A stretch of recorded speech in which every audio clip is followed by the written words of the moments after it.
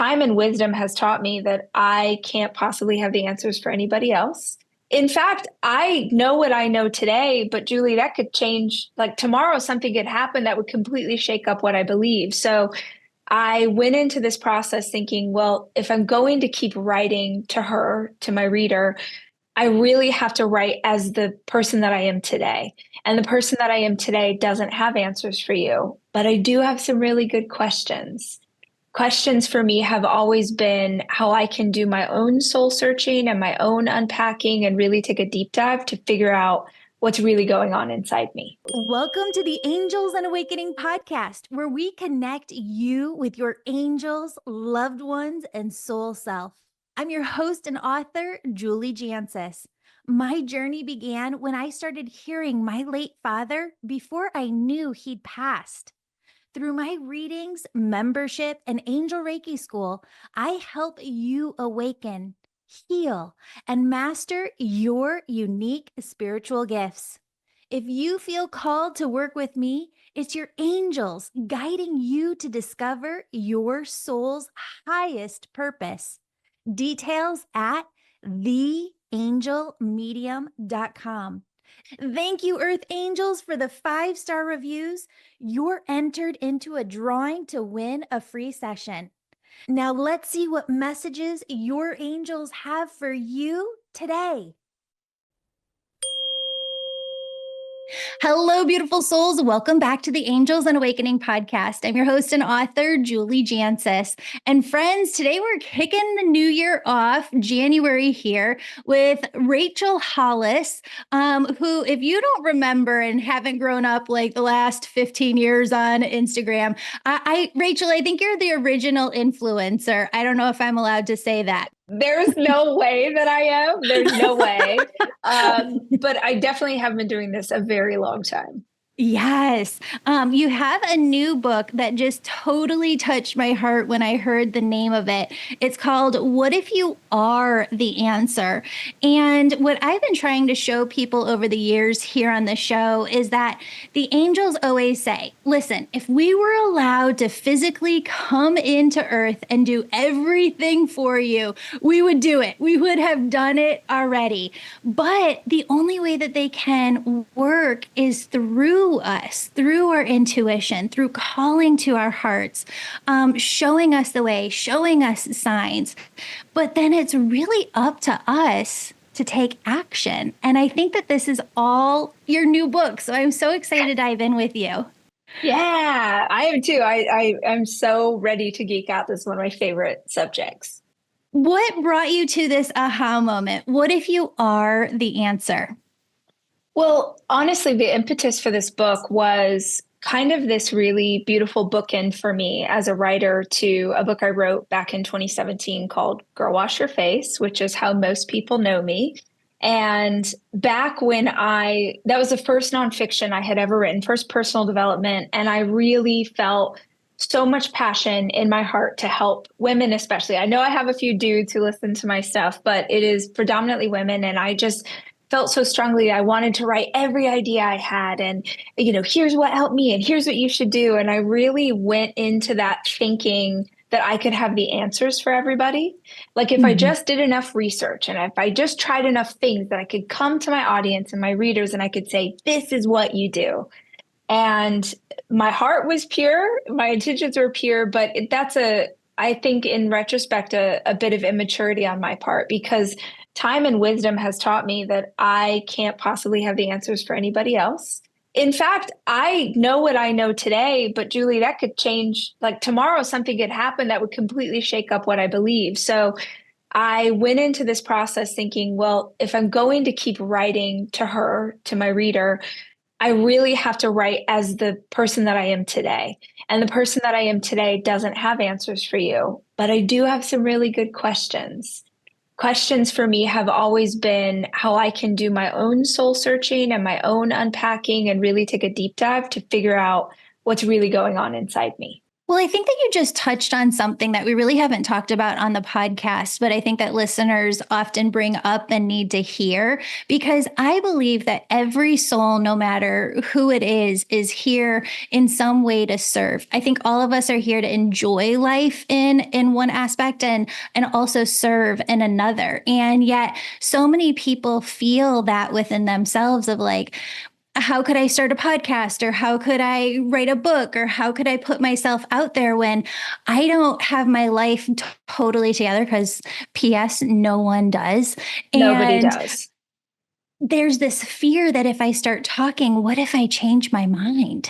Yeah, it is a really funny world to be inside of when you create in the age of the internet, right? I think probably 50 years ago, this wasn't such a issue, but now there is such a desire. I think there's certain people who are like looking for you to mess up. They're looking for you to make a mistake. They're looking for you to say something and they can go, wait a minute. I make a joke about this, like, wait a minute, you said you hate cilantro and you're eating cilantro on that salad, but 10 years ago you made a tweet that you hated cilantro and now you're eating cilantro. And like they're just looking for things to sort of catch you out as if the evolution or as if changing your mind or changing your thought pattern is somehow disingenuous. And I actually think it's the most authentic way that we can live is in this state of wanting to grow and wanting to change.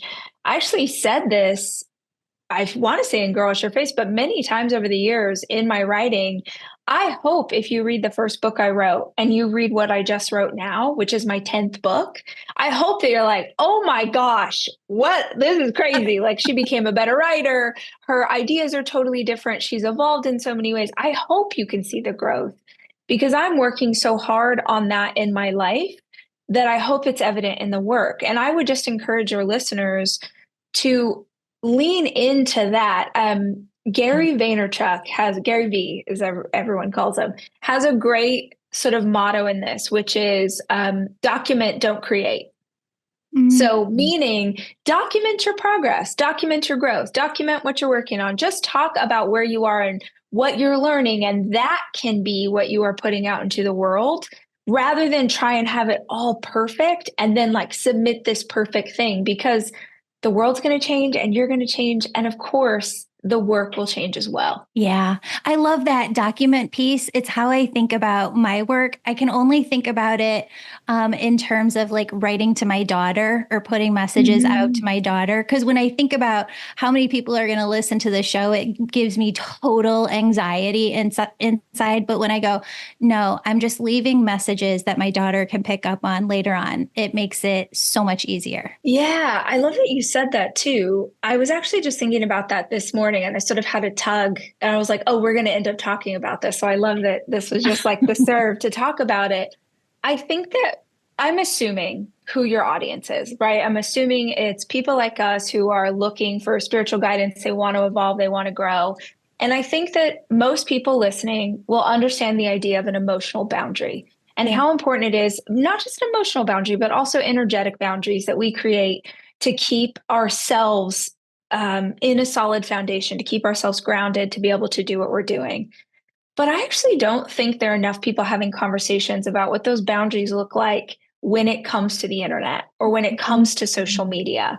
We're sort of taught to aim at what will make the algorithm most happy or what the readers most want to read or the viewers most want to watch or the listeners most want to hear. But I really think, especially for people in your community who are looking to be creators and to try and help others with putting things out in the world, you really need to think about the energetic boundaries that you have to hold for your work. And my example of this is I have comments shut off on all of my social platforms, and I have for a very long time. And I wish that I could tell you that I was like, I have the thickest skin and nothing gets to me and I don't care what people say. And I tried that for a really long time and it just gave me massive anxiety. And I finally got to the place where I realized that it is about what I hope to put out and what I hope is helpful. But I am not responsible for whether or not it reaches someone, right? Like, I think that God or the universe, whatever you believe in, it gives you some potential, and it's your job to step into that potential and let the universe in all its majesty do with that what it will. But it's Yeah. not your job to try and control what happens next. Did you get 10 million followers because of your one, Instagram reel? But I finally had to get to a place where I thought, if I'm going to do this work, I have to do it in a way that doesn't destroy me, because Yeah. I just can't. I know it's so dumb. And I also know that it could be like a fake thing. But when I post a video where I'm like, oh, I hope this helps you with your anxiety, and someone's like, your hair is disgusting, I hate you. I know I should think that that's ridiculous, but it does sort of shut me down, and it inhibits my progress, and it keeps me from moving forward. So I've just had to learn how to work in this space with what works for me. Because I think a lot of us who lean into a spiritual mindset and look for that evolution, we tend to be empathic, and we tend to sort of pull in more energy than other people would. So sorry that I just rambled, but I really No. felt called to say that today. Like, if someone listening is really wanting to put stuff out into the world, but you can't handle some of the ways that social media functions, only go on the platforms that make sense to you, or put up your own guardrails, put up your own boundaries to allow yourself to do the work in the way that you need to do it. Exciting news, friends! Our all new membership kicks off January 1st, and I couldn't be more thrilled to invite you to join us. This year, we've simplified everything with 12 powerful courses designed to help you connect with your angels, take control of your destiny, and use your intuitive gifts to transform your entire personal world, your relationship, professional successes, your healing journey. Plus, you'll get live weekly calls with me for hands on guidance and support. Bonus for members, my January course, Manifest Miracles with Aligned Co Creation, is free for you. Perfect for starting off 2025 with aligned miracles. Non members can grab one of the limited paid spots. And for those looking to start their own healing business, join the Angel Reiki School in person this April, or start your journey online January 1st.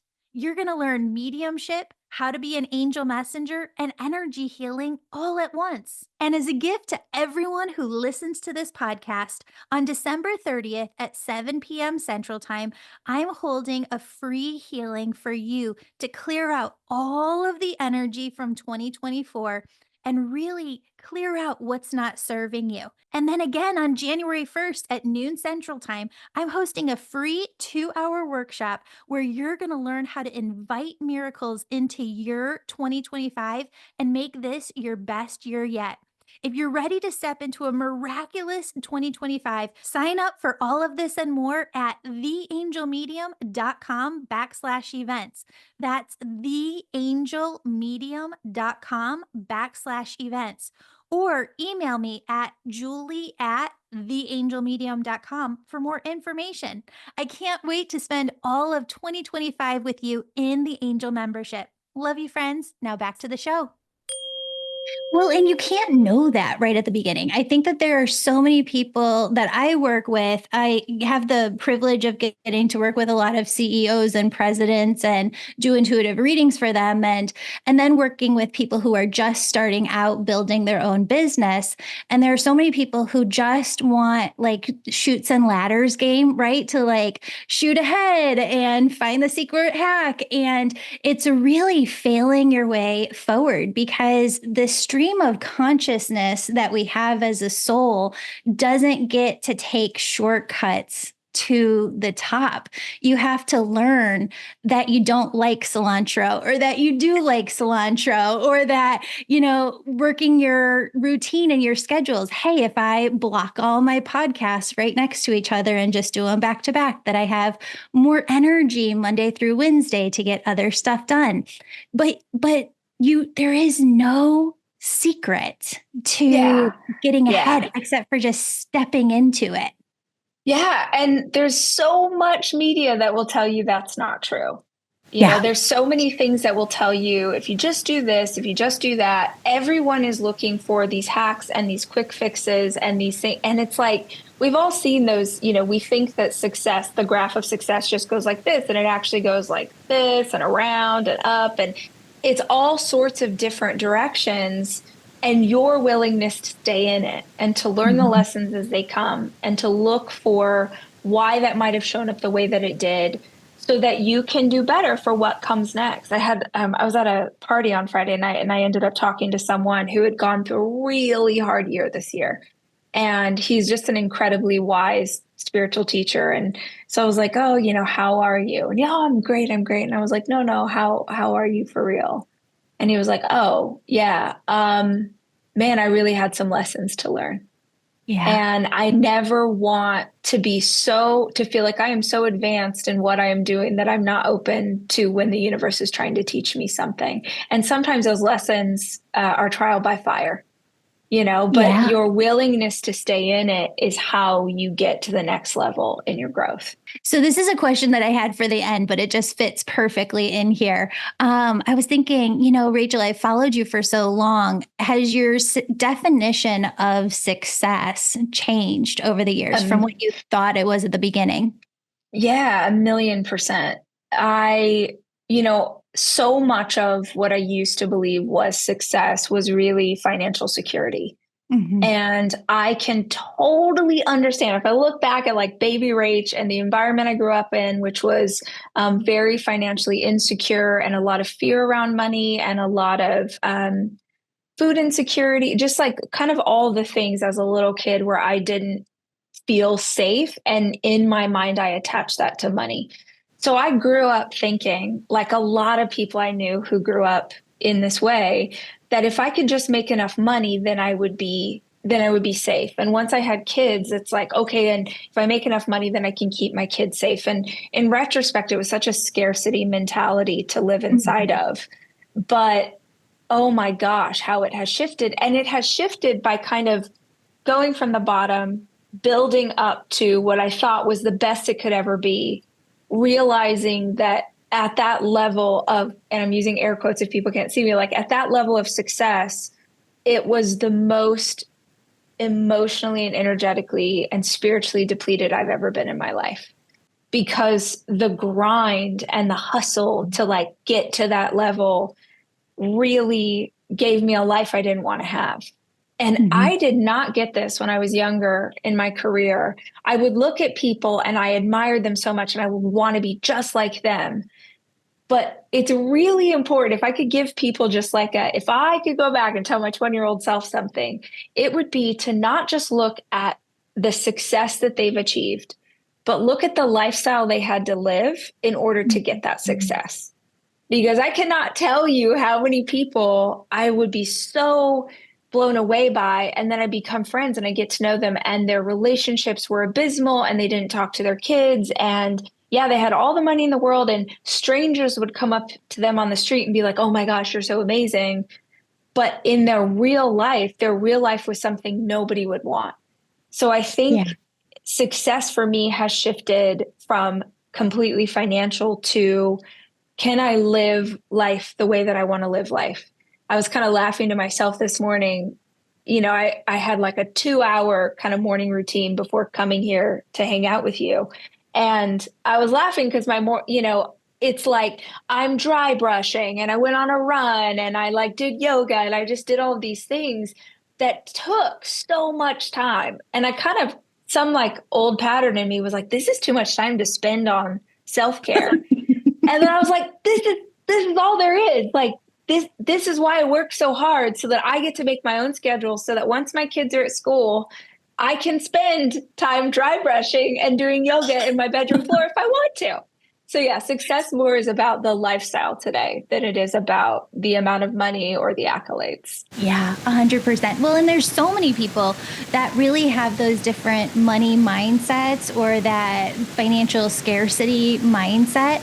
And one of the things that the angels have been bringing in a lot in 2024, but I want to go into more in 2025, is that money has gotten this bad rap, though, too, within our entire society. And there is a spiritual way to look at money, not just as this abundance or the car that you drive or the purse that you have, but How has your like relationship between money itself and spirituality changed? Well, I think, yeah, I used to see it as this very tangible thing, right? Like, oh, I didn't have money growing up, so I really wanted it. I moved to LA when I was 17 years old and, started working multiple jobs, trying to support myself, doing that whole thing. And so my early 20s were about, I think a lot of people go through this, but like your phone gets shut off, your power gets shut off, like you're not paying your bills on time. Like all of these things are happening because not only did I not have it, but I also didn't understand how to use it. Money is a tool. And there is a way that you can utilize it in your world. And I mean, literally the most basic things like how do you pay your bills? How do you do your taxes? Once you get a paycheck, how do you make sure that you're covering the things that you owe before you go, to Target and buy throw pillows you don't need, which was a big problem in my early 20s. But I didn't know and nobody taught me that. And so because I didn't know, I was afraid of it. Mhm. So I would get a paycheck and I would immediately spend as much as I could because it's like, oh, it's going to be taken away, which doesn't make sense. But that was how I was sort of thinking about it. And I would challenge anybody in your community if you feel like you might have a scarcity around money or around finances. I think the most powerful place to start is what are the things that you heard repeated in your childhood home Mm. around money? Money doesn't grow on trees. That's for rich people. Mhm. That's not for people like us. How could we ever afford it? I'm using some of the things from my childhood. But the Yeah. things that we heard around certain topics become our blueprint and it becomes the way that we function in the world. So the first step, I think, is identifying where your mindset comes from and then actively working to change the way that you talk about it. So Mhm. what it looks like for me today is I genuinely believe that the universe, God, I like to use every possible term for whatever you Exactly. believe in, source, energy, whatever you believe in, angels, all of it, is like this is an abundant thing. And Mhm. it is coming through me because I'm going to push it back out into the world. Yeah. So I really believe that I continue to attract money into my life. This is just gonna, it sounds so obnoxious. I don't know how else to say it, but I attract abundance into my life because I am constantly pushing that abundance back out into the world. And that looks like everything. That looks like being the most generous tipper. That looks like taking care of friends and family. That looks like, I only have a few employees, but they are paid very well. Like it looks like this relationship that I have with source that is giving me this abundance, we are in an agreement that I will not hold on to this. I will push it back out and I will do everything that I can to take care of other people because I trust that more is on the way. Like I keep doing this sort of cycle motion. I realize that not everyone can see my hands right now, but that shift for me of thinking, oh, every once in a while you're going to get some money and you got to make sure you don't spend it because if you spend it, you're never going to get more. Like that shift for me, it just gave me such peace. Mm. And it didn't mean like there's so many YouTube videos and different things that are like, do these 7 things and you'll have $1 million by Tuesday. And I have not ever, that's not ever something I've experienced. And I don't think it works like that. I Yeah. think that I have always been taken care of. Yeah. Even when I was 20 years old and my phone was getting shut off and I didn't know how to pay my bills, I was taking care of them too. And I can look at 1,000 examples in my life where I was taken care of, and I will always be taken care of. I can't Yeah. guarantee the amount of money that will always be flowing into my bank account, but I trust that the universe has me and I don't need to worry about it. Well, and kind of taking you back to the book too, I've gotten to this point where I think that there is this beautiful dance between us as souls and God, universe, source, that God keeps showing us that we are the answer. Like, bet on yourself, trust Yes. yourself. Like, Yes. you've got this. Yes. Oh my gosh. Like the amount of, again, I'm going to make a sweeping generalization, but the amount of women that have come up to me over the last 10 years and asked some version of how do I convince my partner to believe in my dream? Like I Mm. literally just made a video about this, so I'm dying that this is where our conversation is headed. But how do I convince mama and daddy that I really want to be a country singer and I'm going to move to Nashville and pursue that? How do I convince my husband that I should start a podcast? How do I convince? They're constantly asking, how do I convince someone else to believe in me? And what Mhm. they're looking for is validation. They're looking for their right to pursue this calling on their heart. And the reality is, it is not anybody else. It is only you. If you want other people to believe in you, believe in yourself. If you Mhm. believe in yourself, you will take action that is aligned with that belief, and you will get so much further and you will start to make progress and traction. And then the people around you are going to be like, oh my gosh, look at her go. Like, I never thought this could be a thing. Stop trying to get other people to buy into what you're doing. If you, Mhm. I swear, if you focus on how do I heal myself? How do I learn myself? How do I really get in touch with my inner wisdom? Your life will start to shift in ways that will never happen just because your big sister finally believes that you should start a small business. So that brings me back to your relationship with your intuition and your own inner wisdom. How did you really start listening to it and believing it? Because from what you were just saying, when I work with my clients, that's the trip up for them too, is they worry, well, what if I'm not really hearing this correctly from God, universe, source? Like, what if I'm not supposed to be a country singer? And when I say like callings on your heart, I think that people get that mixed up with the movie The Secret from like 2008, which made it Yes. too financial, too materialistic. Yes. And they're wanting these things. It's not that. When I say callings of your heart, there are some things that I was hearing in my 20s that I didn't listen to for 5 or 7 years. And as soon as I asked that question again or prayed that prayer again, it took me back to the exact same inner wisdom answer. And that's where I think that some women are hearing it for 20 years, 30 years, 40 years. The answer doesn't change. It's go do this. And then the moment that you take like the step on that thing, I think what's actually happening energetically and vibrationally is that when you go do the teeny tiny small little thing, there's something about the vibration of who you're talking to, or like people who just needed to turn on this podcast today. There's a vibration that's here between both of our voices that opens you up to the next answer. And then you go do Yeah. that, and the next, and the next, and the next. Yeah. Oh, so many thoughts on this.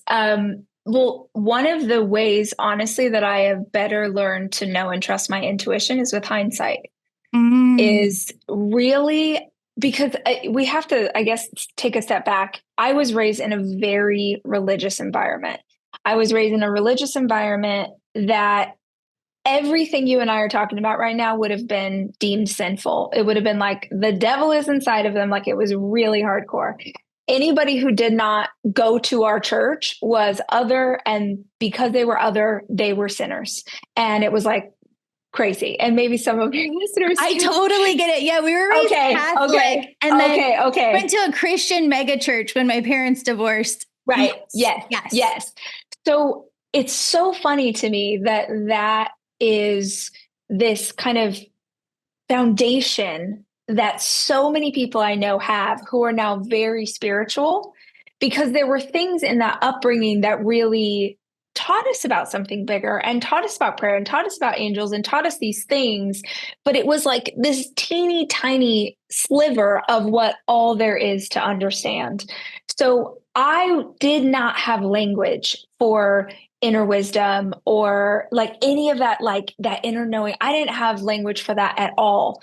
I would have said when I was younger, like, well, my gut, which is so Yeah. funny now that I understand chakras, but I just didn't have a language for that. So I didn't know what was happening. And it wasn't until I started to look backwards. It wasn't until I added hindsight that I was like, oh, dang. So one of the questions that I ask in the book is, when did you know something was wrong? It's one of the most powerful questions I have ever heard in my life. When did you know something was wrong? Not when did you get confirmation it was wrong, but when did you know? So, friends of mine who've gone through really horrible breakups, or, they had a business partner who turned out to be shady, they'll complain about it, complain. I'm like, okay, great. But when did you know? And they're like, oh, I knew on the first date. On the first date, something went funny inside of me and I felt really weird, but I ignored it. Or, oh, you know what? I knew the first time I saw them talk to a server and they were rude to the server, and that made me feel weird, but I ignored it. If you can go back in hindsight and look at those moments and ask, what did my body do in that moment? I didn't Mhm. really know what it meant, but I knew that my body was signaling something to me. You can start to create a pattern of like, oh, shoot, I felt that in this moment. I felt that in this moment. And then you realize this intuition has been screaming at you for years. And if you can just learn to trust it in those moments, you don't even have to know ever the answer. If your intuition says go right instead of left, but your home's to the left, you don't know why it's telling you to go right. You may never know why you got the call to turn right, but Mhm. just learning to trust that initial like feeling inside of you proves so freaking helpful. But if Yeah. you didn't have the language for this growing up, you learn to like ignore everything that was trying to tell you to listen. Oh, I love that so much. And I love when you said it because I've never heard it said like that before. Just the tip of the iceberg. Like religion was just kind of touching on the tip of the iceberg. And then you look beneath the iceberg, and there's so much more energetically there. I'm wondering, like in your own day to day, how do you make space to hear your intuition? Are you just kind of more present with your energy where you're tuned in and you kind of hear it? Because I'll have that a couple of times a week where I stop in my tracks and I'm like, okay, I just heard that loud and clear from my intuition. But then I do make space every morning for a couple of minutes of oneness and just to set my intention for the day. Yeah, I'm sure that it's different for every person. I Yeah. think that one of the big blessings that I have in my ability to connect with that is that I work by myself. So I have Mhm. this incredible team, but we work virtually. And every once in a while, we're together in one space if we're recording a podcast or, we have a team meeting. But for the most part, I mean, I'm in my studio right now and I'm here by myself. So I talk to myself a lot out loud. I talk to my angels, I talk to my ancestors, like all day long. I'm kind of like, I literally was doing this yesterday. I was trying to figure something out. And I just sort of like am in constant prayer, I guess is what you would call it. Cause I'm like, oh, guys, please help me. Like, I cannot find this answer. I was like trying to figure out how to do something on my computer. It wasn't world changing. It wasn't like, should I trust this person? It was like, I can't figure out how to get my printer to work. But I will ask for guidance for everything. So I'm just in this continuous conversation. It's not like I'm setting aside certain time. It's I am just going to be talking like I am asking for a parking spot every time I leave my house. Hey, can you guys go ahead and like find me the parking spot so when I pull up it's there? I just ask because I'm like, what? I mean, why not? Like what I want to like constantly be in communication. So then when it is those really big signals, I trust Yes. it. And for me, I have learned, and I wonder if this might be like an aha for some of your audience. I have learned that one of the biggest signals my body gives me is anxiety. Mm. And I struggled with anxiety for years, and I am convinced that it was my body screaming at me to listen to what was going on. And I was just like, oh my gosh, I have anxiety. And so I kept treating the symptom of these anxious feelings instead of asking, why do I have these feelings? What is this feeling trying to tell me? So now if I feel like anxiety sweep through my body, I'm like, whoa, hold on, what's going on, like what's happening that I need to listen to. And it's like as soon as I will slow down and trust that I'm trying to get or that something's trying to give me a message, the anxiety goes away. So Go, that's a go really big one for me. Yeah, go deeper on that because we say anxiety. And I was like, I don't have anxiety. But then when you look at the symptoms of what anxiety is, you're like, Right. oh, okay, Yeah. I do. Yeah.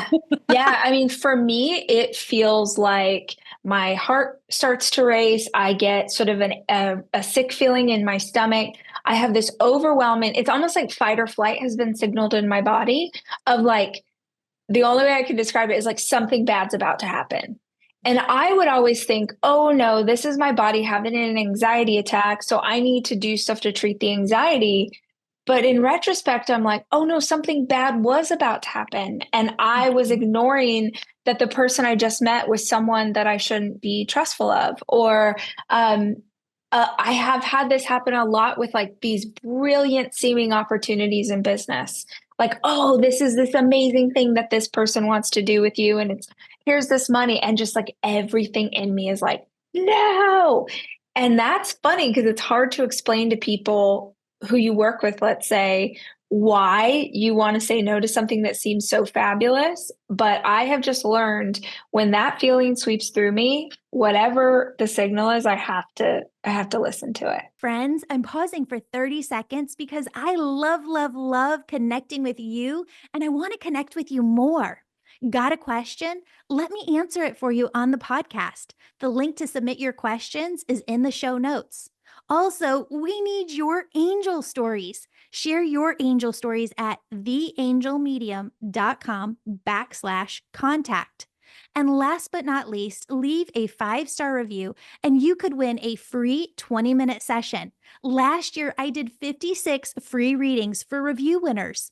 All links are in the show notes. Thank you for listening. Now back to the show. I was just watching that Martha Stewart documentary and they were Love. talking about, I think it was when she got out of jail, they tried to do which you A just watched. teacup.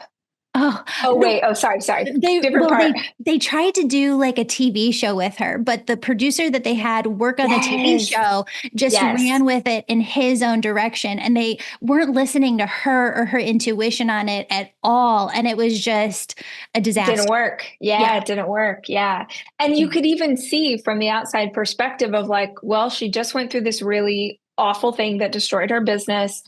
Everyone was telling her this was the answer. You are very easily swayed against what is going on inside of you when you have so many outside voices that you're giving authority to versus Mhm. yourself. I don't know that we can confidently hold space for an authority figure outside ourselves and believe in our own authority. Like Oh, one of those has to lead.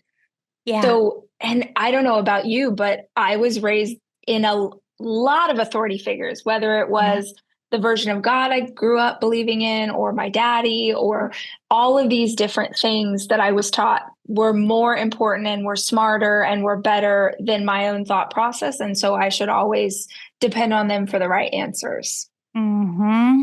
Yeah, 1,000,000,000%. Yeah. And doctors too. My daughter is perfectly healthy now, but she was born with a syndrome.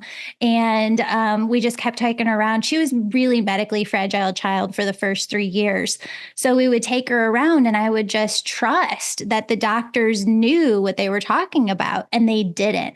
And I Yeah. kept hearing go above, like go to the head of the department. And we did. And that's what ended up kind of saving her Oh, life. amazing. That's Mhm. honestly, that's such an important one too. I have a friend who has a daughter who has cancer right now. It's awful. And she was telling me about taking her into doctors and different things, and that people would just walk into the room where her daughter's a teenager, but they would just walk in the room, the doctors, and start telling them all, here's what we found and here's what it means and here. And she was like, absolutely not, to the point that they put a sign on the hospital door that said, do not say anything in front of her. Because what they wanted most for her was to feel empowered, to feel strong. Mhm. They wanted to be able to give her the information themselves in a way that was empowering, because when you're dealing with so many specialists and they're in a hurry, Mhm. and they were saying stuff to her that was so debilitating, and she's a kid and it was Yeah. scary. So yeah, they had to step in, which was like hard because you think doctors know best, Yeah. but you know your kid best, you know yourself best, you know your family best, and you've got to listen to that. Yeah, 1 billion%. So the podcast listeners who listen to the show for the last 5, 6 years know this story. But my dad, I caught him cheating when I was like in third, fourth grade, caught him cheating Mm. again in fifth grade. Oh And no. we were so close, but tried to come back together. But every time we would, you'd find out that he's cheating again and he just wanted you to lie. So we had this complex relationship because I loved him so much and I loved the spiritual part of him and the philosophical part of him. And we actually have this closer relationship, I think, now that he's on the other side, because he's the one that brought these gifts through. I was just working in corporate America, minding my own business. And every time I would brush my daughter's hair, I'd hear, she needs a hairbrush like I used. She needs a hairbrush like I used. Well, it started the day he passed, and nobody had my phone number to call me because my name had changed. And an entire month later, after hearing this, every time I brush Elle's hair, I get a call at work and I hear, Juge, dad's passed. And I saw this vision out of my third eye of my dad combing my hair as a little girl in our bathroom. He used to work nights at the airport as a flight guy who tells like the flights when they can take off. And he used to get us ready in the morning. So I started this work stepping away from the religious side because I knew he was trying to reach out. I think that was what was most shocking when my dad passed, is that I just always thought that when you saw mediums on TV communicating with your loved ones on the other side, that they would hear them in that person's voice. Mm. And Oh it's yeah. not like that. It just Yeah. sounds like your own intuition. But I tell my students sometimes, like, if I could line up different family members one at a time behind my back and I've got my eyes closed, I could tell you what the presence of my dad felt like when we were just the closest. And I could tell you what the presence of like my grandma Donna felt like when she was around. And so when I tune into my intuition and I'm kind of wondering, is it an angel? Is it a loved one? That presence is there Yeah. too. I saw this video several months ago that I just thought was it was so simple and it was so wise. It kind of feels like this, what we're talking about is they were like, if you want to learn to trust yourself and to grow your ability to listen to your intuitive thoughts, start with the most simple things, Mhm. meaning when you are thirsty, drink some water. When you have to go to the bathroom, don't hold it. Like go to the bathroom and go pee.